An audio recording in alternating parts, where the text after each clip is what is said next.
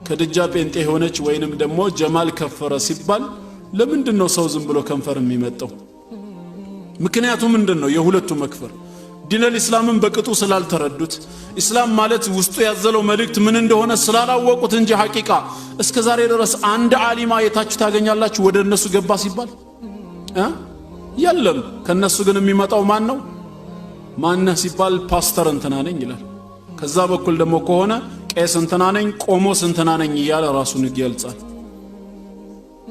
ከኛ ጋር ሲተዋወቁ እንደምንሰማው ማለት ነው ማንነታቸው። ለምሳሌ ከወር ነው ከሁለት ወር በፊት በሰለፊያ ጋዜጣ ላይ የወጣው የደብረ ሊባኖስ ገዳም መሪ ባህታዊ ኒቆዲሞስ እስላምን ተቀበሉ ተብሎ ጋዜጣ ላይ ሁሉ ወጥቷል። አላህ ፍቃዱ ሆኖ ከሰውዬ ጋራም ተገናኝቻለሁ። እኔ ወጣት ነው አብዱላህ ብለው ስም አውጥተውለታል። ጠየቅኩት፣ ያው የዛ መሪ እንደሆነ ነው የነገረኝ። ግን አንድ ሰው ከኢስላም ወጣ ሲባል ግን በጣም ታዋቂ የነበረ የሚባል ሰው ሰምታችኋል? አልሰማችሁም? እኔ ግን ከመስማትም ማለፊ አይቻለሁ።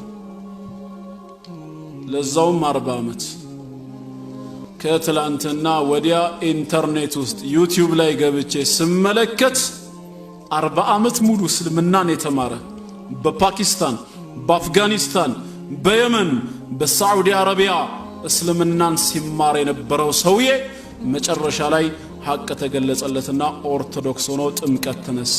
ማን ይባላል? ዶክተር ረመዳን ሐጂ ሙስጠፋ ናስር ተብሎ ይጠራል። ዩቲዩብ ላይ ማን? የአንዋር መስጊድ ከሐጅል መካ ጎን ምክትል ኢማም ሆኖ ሲያሰግዱ የነበሩት አለይሂ ረህመቱላሂ ረህመተን ዋሲዓ የሳቸው ልጅ ነኝ እያለ ቆሞ ይናገራል። ረመዳን ሙስጠፋ ሐጂ ናስር ተብዬ እጠራለሁ ይላል እዛው ዩቲዩብ ላይ ሲናገር። ውጭ ሀገር እስልምናን 40 ዓመት ተምሬያለሁ አለ። የተለያዩ ሀገሮች ብዙ ዓመት አገልግሏል። ኢማጂን እንግዲህ አስቡት፣ ወደ 45 ወደ 50 ይሆናል አጠቃላይ። ከዛ ተገልጾለት ወደ ኦርቶዶክስ እምነት እንደተቀየረ ቆሞ ይናገራል። ወላሂ ነው መላችሁ፣ ፊቱን ስታዩት ግን ከ25 ዓመት አይበልጥም። ሰው እንኳን ትንሽ ሲዋሽ አይጠነቀቅም እንዴ? የሆነ ቦታ እያዛለው አይልም? እዛ ላይ ወላሂ ሲመሰክር ሰማሁት እስከ መጨረሻው።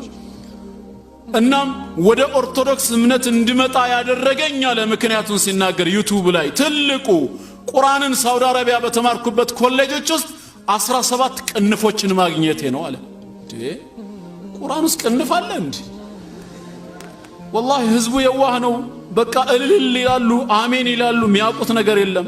ከዛ ሲናገር ምን ይላል እዛው ዩቲዩብ ላይ ማለት ነው፣ በእነዚህ 17ቱ ቅንፍ ሱረቱል በቀራ፣ ሱረቱል ሐሽር፣ ሱረቱ መርየም ላይ በሶስቱም ላይ የተጻፈ አንድ ነገር አለ። ይሄ ነው የመራኝ አለ። ያ ምንድነው የሚለው አለ? የት? ሱረቱል በቀራ፣ ሱረቱ መርየም፣ ሱረቱል ሐሽር ላይ ምን ይላል? አራአይተ الذي يكذب بالدين فذلك الذي يدعو اليتيم فويل للمصلين الذين هم عن صلاتهم ساهون الذين هم يراعون ويمنعون الماعون ይላል አለ። ትርጓሜውም ማለት ወየውላቸው ለሚሰግዱት ለነዚያ ሰላት እየሰገዱ የሰውን ደም ለሚያፈሱ ለሆኑ ሰዎች ወየውላቸው፣ ለነዚያ አሸባሪዎች ከዛም በኋላ ዩራኡን የምትባል ጀሃነም ውስጥ ገቢ ለሆኑ ሰዎች ይላል አለ።